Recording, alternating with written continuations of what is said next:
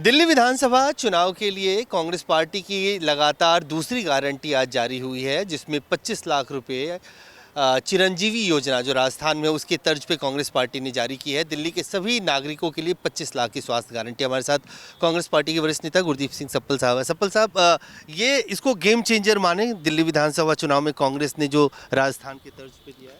Congress party लगातार कुछ चीज़ों पे काम कर रही है, जिसके अंदर लोगों की शिक्षा, लोगों का रोज़गार, लोगों की सेहत पे हम प्राथमिकता दे रहे हैं।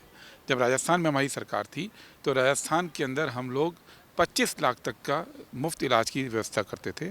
लोग किसी भी हॉस्पिटल में जाएं, चाहे वो सरकारी हो चाहे वो प्राइवेट हो, कोई भी बीमारी हो उसमें फ्री इलाज होता था और वो एक बहुत सफल योजना हमारी रही है।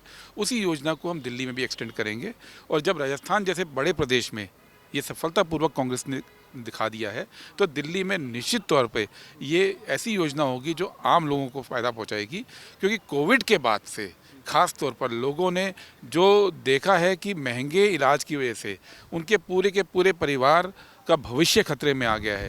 महंगे इलाज की वजह से पूरे लोगों के परिवार की जो आर्थिक सुरक्षा है वो खतरे में आ चुकी है, तो उसका निराकरण करना जरूरी है। इसलिए ये योजना हम लोग ला रहे हैं। सप्पल साहब, आज सुबह से आपने देखा होगा तस्वीरों में कि आम आदमी पार्टी के नेता जो हैं वो शीश महल वाले मुद्दे पे जा रहे हैं, जो दिल्ली के मुख्यमंत्री का औपचारिक घर है, वहीं दिल्ली के नेता आतिशी के घर पे जा रहे हैं।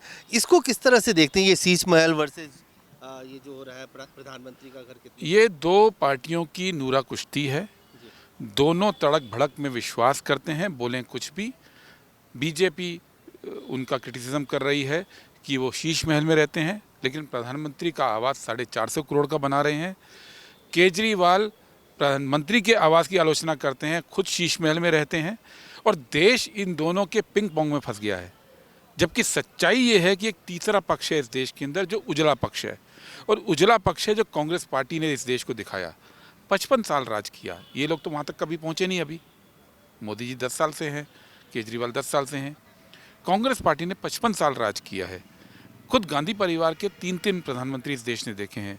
सोनिया जी यूपीए की चेयरपर्सन रही हैं, लेकिन आप उनके घर में जाके देखिए, आपको कोई तड़क भड़क नहीं दिखेगी।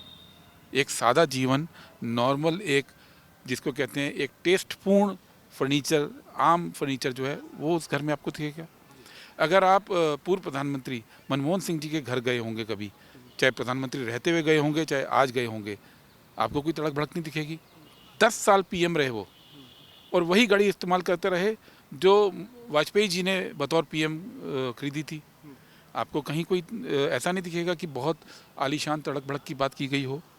खरगे जी 55 साल से राजनीति में हैं, 50 साल से या तो वो मंत्री हैं या एलओपी हैं, 50 साल से। लेकिन आप उनके घर जाइए, आपको उनका रहन सहन, घर का फर्नीचर, घर की व्यवस्था एक आम आदमी की तरह दिखेगी। तो ये कांग्रेस पार्टी की जो सोच है, जो गांधी जी और नेहरू जी की सोच रही कि एक सादगी भरी सोच, उसके लिए हम कभी बात नहीं करते थे, हम देश को जताते नहीं थे, लेकिन रहन सहन ऐसा रहा। ये वो कांग्रेस पार्टी है जिसकी विरासत उन नेहरू जी की है, जिन्होंने जो बहुत विलासपूर्ण जीवन जिनको मिला था, लेकिन अपना पूरा घर आनंद भवन देश के नाम कर दिया था। ये इंदिरा जी ने अपने जवाहरात, अपना सोना देश के नाम कर दिया था। ये विरासत है कांग्रेस पार्टी की। हम इस लड़ाई में कभी उतरेंगे नहीं कि कितना आलीशान घर बनना चाहिए, बना सकते थे। आज बीजेपी के पास 5 स्टार ऑफिस पूरे देश में इसीलिए हैं क्योंकि वो लोग कहते कुछ हैं और करते कुछ हैं। कांग्रेस का इतिहास ये नहीं रहा है। कांग्रेस का इतिहास वो एक उजला पक्ष देश के सामने है जो ये कहता है कि ये जनता का पैसा है, और देश के नेताओं को इस तड़क भड़क से बचकर देश के लिए काम करना चाहिए। एक आखिरी सवाल सर, चुनाव की तारीखों का ऐलान हो गया, 5 तारीख को वोट पड़ेंगे, 8 तारीख को मतों की गिनती होगी। ये दिख रहा है कि इंडिया गठबंधन दिल्ली के संदर्भ में बटा हुआ है। समाजवादी पार्टी आम आदमी पार्टी का खुल के समर्थन कर रही है, आरजेडी कह रही है हम कांग्रेस का समर्थन करेंगे। तो इंडिया गठबंधन का भविष्य क्या रहेगा? देखिए, इंडिया गठबंधन जो है वो राष्ट्रीय राजनीति के लिए बना है। अगर आपने देखा होगा लोकसभा चुनाव में भी इंडिया गठबंधन में तृणमूल कांग्रेस थी, लेकिन कांग्रेस और लेफ्ट ने उसके खिलाफ चुनाव लड़ा था। इंडिया गठबंधन में हमारा दिल्ली में गठबंधन था आम आदमी से, लेकिन हमने पंजाब में उनके खिलाफ चुनाव लड़ा था। लेफ्ट के साथ हमने बंगाल में लड़ा था, लेकिन केरल में उनके खिलाफ चुनाव लड़ा था, क्योंकि वहाँ की जो लोकल परिस्थितियाँ हैं वो अलग होती हैं और राष्ट्रीय राजनीति जो कि एंटी आरएसएस राजनीति का एक प्लेटफॉर्म है, वो इंडिया गठबंधन है। तो चुनाव अलग अलग स्टेट में अलग अलग फैक्टर्स पे आधारित है, उसके हिसाब से लड़े जाते हैं। और गठबंधन जो है वो एक वैचारिक प्लेटफॉर्म आरएसएस के खिलाफ बना है, वो जारी रहेगा। धन्यवाद।